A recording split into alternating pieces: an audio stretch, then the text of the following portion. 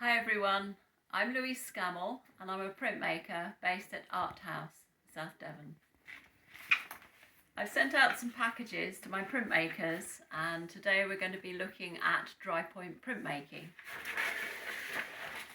So inside your parcels you'll see I've given you a couple of bits of perspex. One of these is for you to try out and test and another one is for your final composition. You've also got a couple of tools, a line tool, and this one is a tone tool, and a piece of sandpaper, a piece of black paper, and some notes. These are notes about what you can do with your plates, and also I've given you some examples of the marks you can make and some compositions I've done. Right, so let's get the perspex out and have a go. I've given you a bit of black paper here and you'll see why in a minute. When you get your perspex you'll see that there's a side on it which has a coating.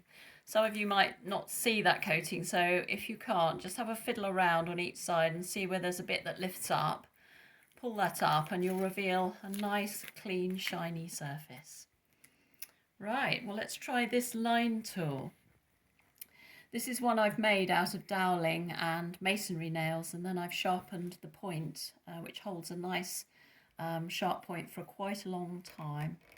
And what you can do is work into the perspex. Now you can vary the pressure, so I'm drawing quite lightly here, but I'm getting a nice mark on there.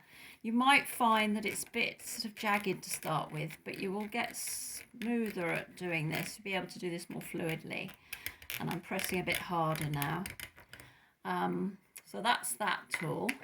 This tool, which is originally used for wood carving, you might find you've got a different shape one. There's some I've given you with double edges, and this one's got a single edge, and that you can use to scrape a sort of quite pale tone into your plate.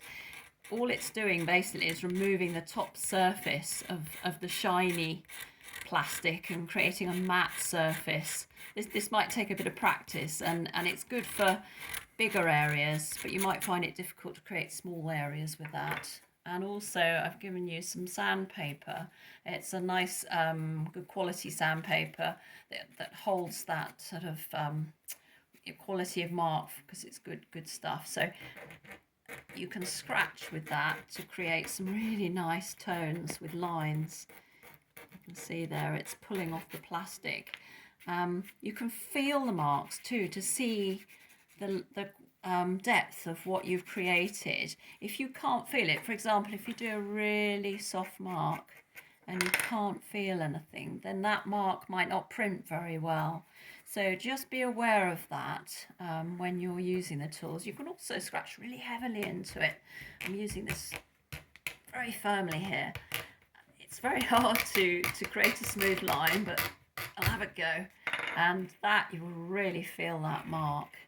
And this creates what's called a burr, which will hold the ink, and you will get some lovely black marks. I'm going to print your plates for you eventually, and I've got an example of a plate I did earlier in true Blue Peter style, just to show you.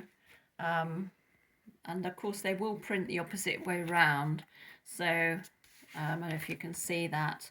This plate has printed these marks, and you can see this black velvety mark here where I've been pressing really hard versus this slightly paler line there.